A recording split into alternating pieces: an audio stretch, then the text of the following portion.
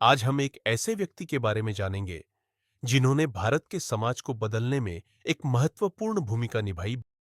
बाबा आमटे, वह व्यक्ति जिनकी करुणा की कोई सीमा नहीं थी, जिनकी सोच क्रांतिकारी थी और जिनके कार्यों ने मानवता पर गहरा प्रभाव छोड़ा। उनका जीवन निस्वार्थ सेवा और त्याग की यात्रा थी। उन्होंने समाज के सबसे हाशिए पर पड़े वर्गों, विशेष रूप से कुष्ठ रोग से पीड़ित लोगों के लिए अपना जीवन समर्पित किया। इस वीडियो में हम उनकी जीवन कहानी, उनके काम और उनके योगदान को समझेंगे।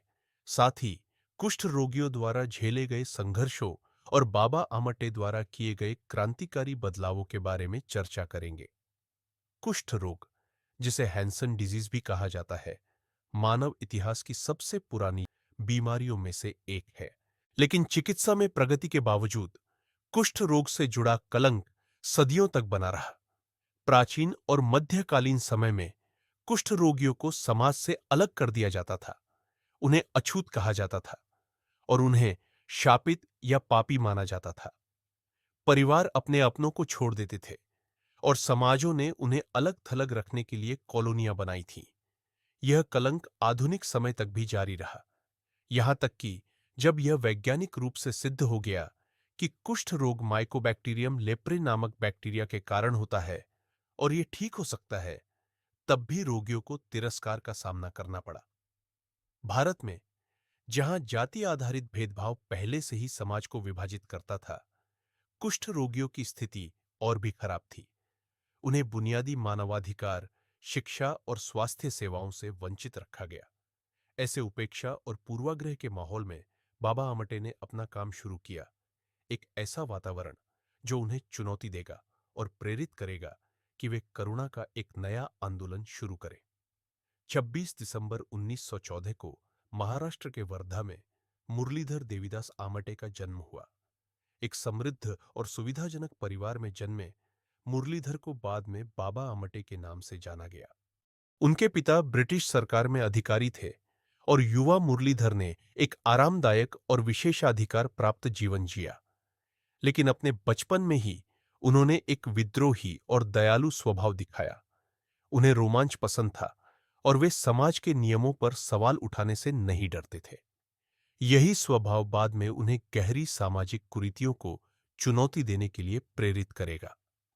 बाबा आमटे ने कानून की पढ़ाई की और वकील के रूप में अभ्यास शुरू किया।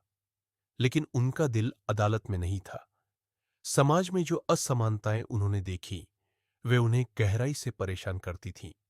उन्होंने गरीबों के साथ समय बिताना शुरू किया, मजदूरों के साथ सोए और उनके संघर्षों को समझने के लिए उनके साथ खाना खाया। उनका जीवन उस समय बदल गया जब उन्होंने तुलसीराम नामक एक व्यक्ति को सड़क किनारे मरते हुए देखा। वह कुष्ठ रोग से पीड़ित थे। लोग उनसे डर के मारे दूर भागते थे, लेकिन बाबा आमटे ने उन्हें अनदेखा नहीं किया। उन्होंने खुद अपने हाथों से उनकी देखभाल की।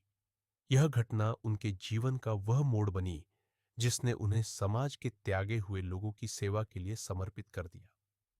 कुष्ठ रोगियों की दुर्दशा को देखने के बाद बाबा आमटे ने महसूस किया कि केवल दान देना पर्याप्त नहीं है।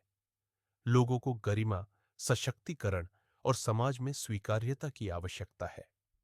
1949 में अपनी पत्नी साधना के समर्थन के साथ उन्होंने महाराष्ट्र में एक बंजर भूमि पर आनंदवन की स्थापना की।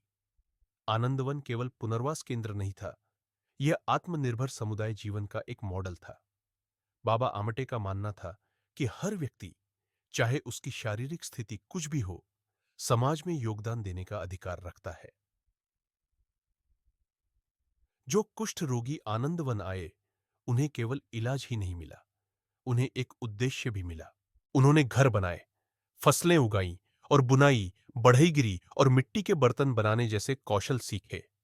आनंदवन एक समृद्ध समुदाय बन गया, जहां लोग गरिमा के साथ रहते थे, उस कलंक और अलगाव से कोसों दूर जिसका उन्होंने कभी सामना किया था। आनंदवन के माध्यम से बाबा आमटे ने यह मिथक तोड़ा कि कुष्ठ रोगी उत्पादक जीवन जीने में असमर्थ है। उनका दृष्टिकोण स्पष्ट था, उन्हें दया के पात्र न बनाओ, उन्हें बराबरी का सम्मान दो। बाबा आमटे का काम केवल कुष्ठ रोग तक सीमित नहीं था, उन्होंने सभी संघर्षों में आपसी संबंध देखा और सामाजिक व पर्यावरणीय न्याय के लिए भी आवाज उठाई। 1980 के दशक में उन्होंने नर्मदा बचाओ आंदोलन में हिस्सा लिया, जो बड़े बांध परियोजनाओं से विस्थापित हुए लोगों के अधिकारों की रक्षा के लिए था। बाबा आमटे ने आदिवासी और हाशिए पर पड़े समुदायों के साथ खड़े होकर विकास की कीमत पर होने वाले पर्यावरण और सामाजिक नुकसान के प्रति जागरूकता फैलाई। उनका पर्यावरण के प्रति प्रेम उनके काम में झलकता था। उनका मानना था कि एक स्वस्थ ग्रह एक न्यायपूर्ण समाज के लिए आवश्यक है। हालांकि उन्होंने कई क्षेत्रों में काम किया, आनंद वन उनकी मिशन का केंद्र बना रहा, आशा और परिवर्तन का जीवंत प्रतीक। आज आनंद वन हजारों लोगों का घर है, जिसमें न केवल कुष्ठ रोगी बल्कि विकलांग और समाज के अन्य कमजोर वर्ग भी शामिल है। बाबा आमटे के बच्चे और पोते पोतियां उनकी विरासत को आगे बढ़ा रहे हैं। उनके काम ने अनगिनत लोगों को सामाजिक न्याय की लड़ाई में शामिल होने के लिए प्रेरित किया है और दिखाया कि सच्ची सेवा के लिए केवल करुणा ही नहीं, साहस भी चाहिए। सामाजिक मानदंडों को चुनौती देने और समानता के लिए लड़ने का साहस। उनका जीवन हमें सिखाता है कि हर इंसान में असीम क्षमता होती है। उनकी कहानी हमें याद दिलाती है कि सबसे बड़ी क्रांतियां दया के छोटे छोटे कार्यों से शुरू होती है।